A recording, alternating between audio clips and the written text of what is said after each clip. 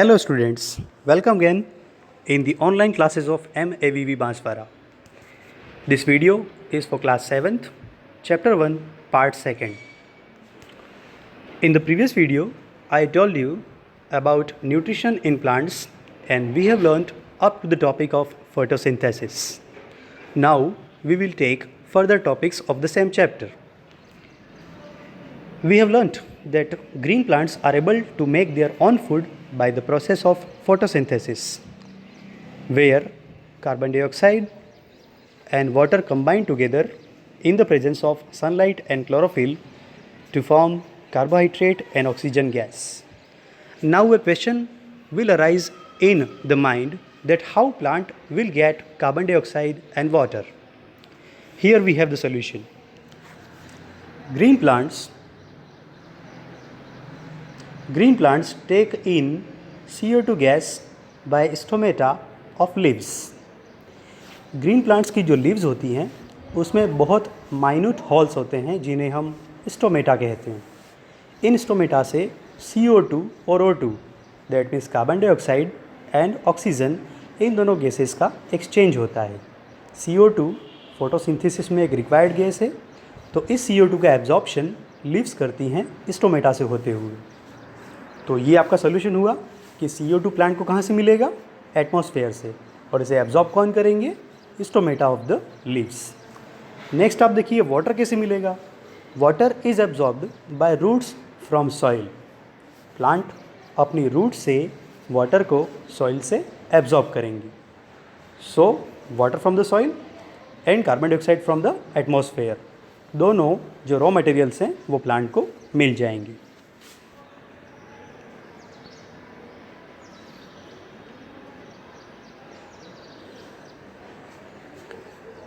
Next आप देखिए solar energy is taken from sun. Sunlight जो है वो सन से मिलेगा और सन को डिस्क्राइब किया जाता है अल्टीमेट सोर्स ऑफ एनर्जी के फॉर्म में. हमारे आसपास एनर्जी का जो सबसे बड़ा और सबसे पुराना नेचुरल रिसोर्स है वो है सन.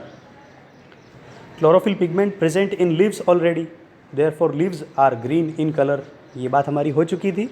मैंने आपको बताया था कि लीव्स क्यों ग्रीन कलर की होती हैं. Presence of starch in leaves can be tested by iodine solution.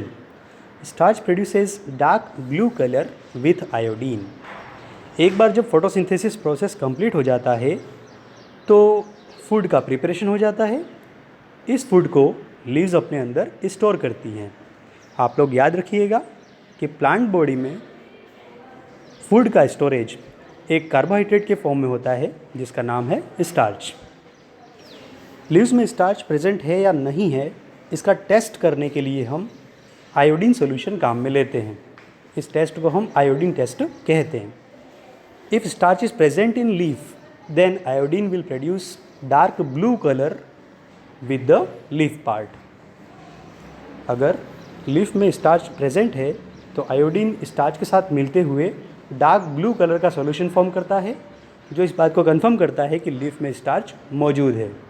तो ध्यान रखिएगा इस प्रोसेस का नाम, इस टेस्ट का नाम है आयोडीन टेस्ट, और जो सॉल्यूशन आप काम में लेंगे वो है आयोडीन सॉल्यूशन. अब ये तो बात हुआ कि प्लांट के अंदर फोटोसिंथेसिस किस वे में पूरा होता है, और ये ऑटोट्रॉफिक न्यूट्रिशन का एक पार्ट हुआ.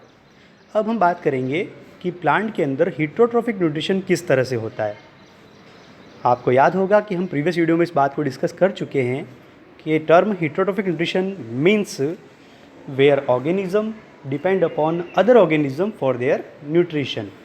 सो simply plants will not be green in colour if they will follow heterotrophic nutrition. Heterotrophic nutrition in plants is overall of 4 types. इसको हम 1 by 1 पढ़ते हैं. टॉपिक हमारा क्या है?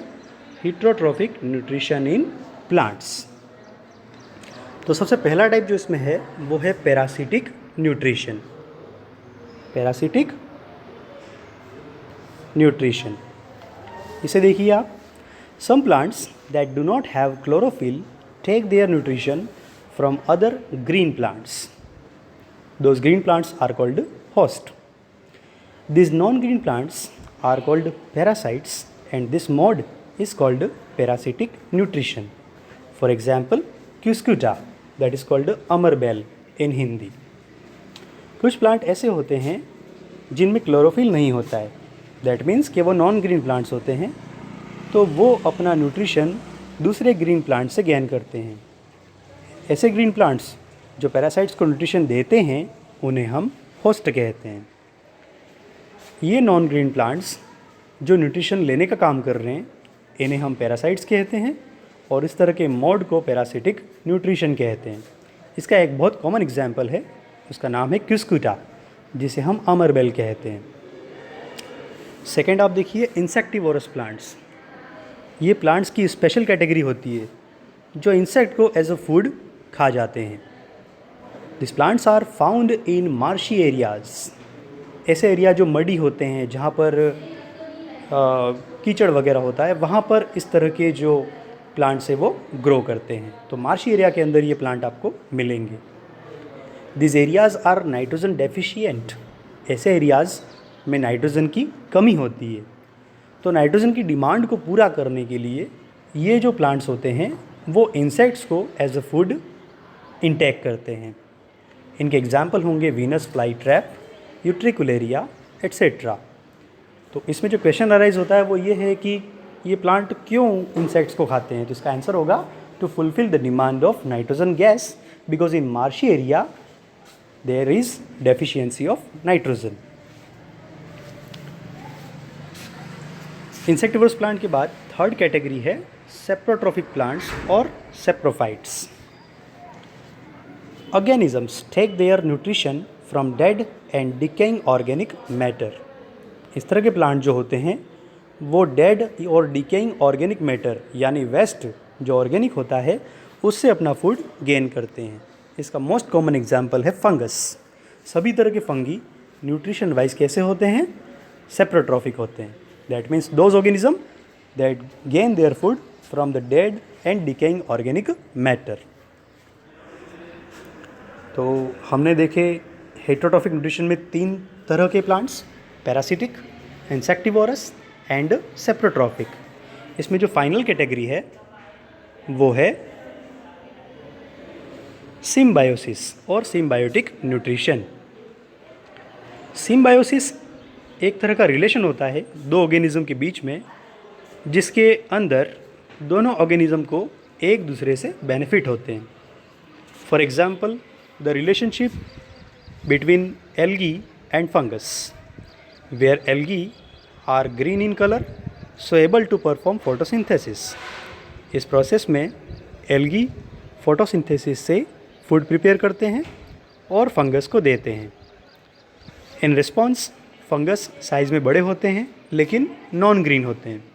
तो फंगस एल्गी को शेल्टर, वाटर और मिनरल्स प्रोवाइड करवाता है ताकि एल्गी फोटोसिंथेसिस परफॉर्म कर सके.